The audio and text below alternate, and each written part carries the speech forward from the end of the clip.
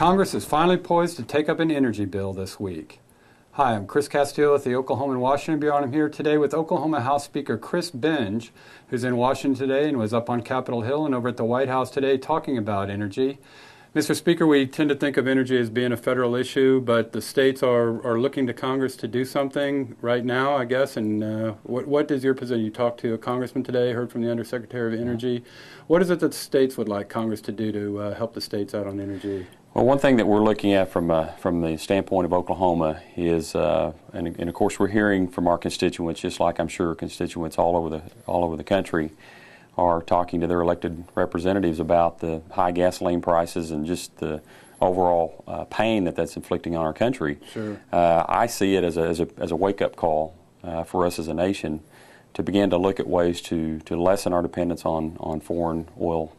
Foreign energy, and so what we've talked about doing initially here in Oklahoma is first of all trying to interject ourselves into this national discussion and try to maybe help and find a way to be a part of the dialogue to say this is what we think we can do as a state. Right. Sure. The federal government has probably the largest role to play in determining some kind of energy policy. But what we're saying, what I'm trying to say, is that we need to take the all of the above approach. And I've heard that term used, and I can't think of a better term or better way to put it. That is to take to deploy all of our assets that we have available to us, and I think that means drilling in coastal waters. It means drilling in Alaska. Any domestic sources that we can tap, we ought to be doing.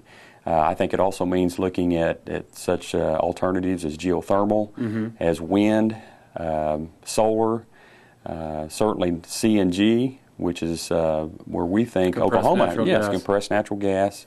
We think Oklahoma has a role in trying to push and be a part of that component because we have such large reserves of natural gas.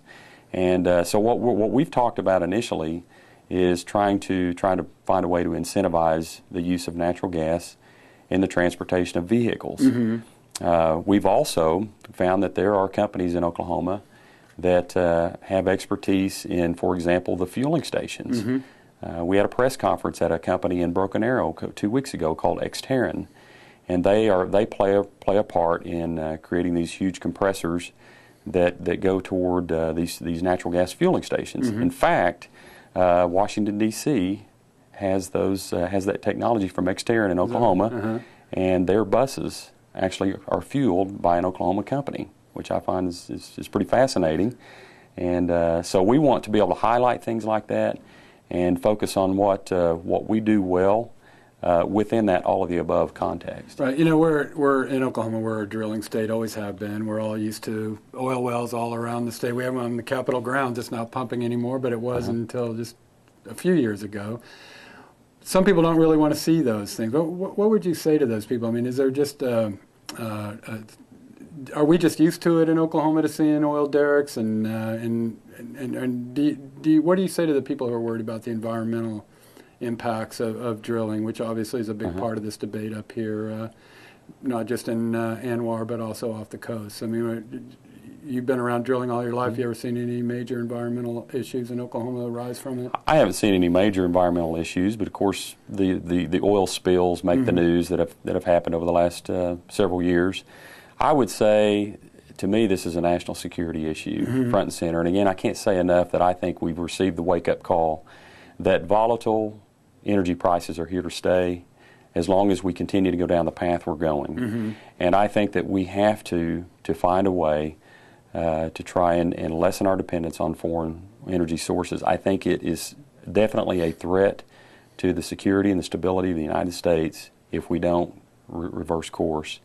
And I think that great advancements in drilling technologies have been made over the last 20 years or so to where those activities can be undertaken in a much safer and a much cleaner way.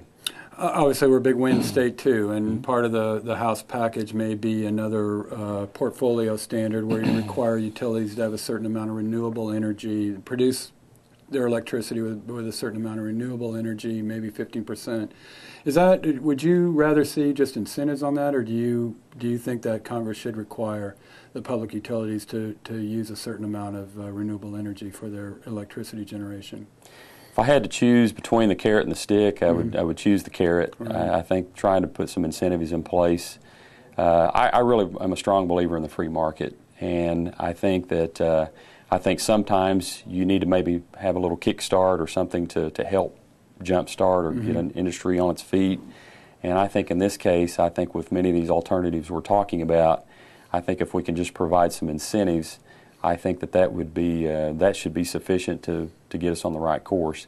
What Congress ends up doing, they're going to do what they're going to do. Right. But certainly from our standpoint in Oklahoma, we've always really leaned more toward the incentive side. And you've got your own energy package focused on compressed natural gas. I mean, how prepared is Oklahoma, say, for state fleets, whether they're the state vehicles or it's public school buses or whatever, to shift to that? Is that something you'd like to provide incentives for? And how long would it take to do that? Well, one of the things we've done is we've stated a goal that within 5 years we would like to double the amount of natural gas fueling stations in the state. And there are currently 28, and we feel like that's reasonable to double that. And I think that's going to be the barrier, is trying to get the fuel available to the public. And we certainly think that a great start would be with fleets, whether it be public or government entities or maybe even private entities, that if they can begin to use more CNG in their fleets, that we can start that process where we start building that infrastructure that becomes more available then, so that if the public decides to then buy vehicles, and we're seeing more and more of that, by the way, but I think we could certainly see some growth in that area. At least the fuel will be available, right, so that they can travel the longer distances that they need. Shift gears real quick. You met with Representative Tom Cole today, the congressman who heads the committee that's in charge of getting Republicans elected to Congress. Earlier this year, he felt like he was in a pretty tough environment for Republicans in the country. Do you think he feels a little bit more optimistic now? But what's the political environment like in Oklahoma right now? Oklahoma has been running counter to the national trend all along, in that we were expecting to make gains on the Republican side. In the House. Where the margin right now is? It's 57-44. We expect at least to hold that margin and possibly grow our numbers. And then, of course, the state Senate there's a very, very good likelihood there that they could get the majority and this election cycle. In fact, I think they have the momentum right now. So it's been running counter to the national trends anyway. The fact that Barack Obama being on the ticket, being a very liberal senator, his politics have not, I think, been very well aligned with many Oklahomans, and then of course now with Governor Palin entering the scene, a lot of enthusiasm. There's been a lot more. Yes, definitely. There has been a lot of energy has been interjected into the Republican base. I've talked to so many people that they are just very, very excited about her. What is it about her, do you think, that makes people so excited about her in Oklahoma?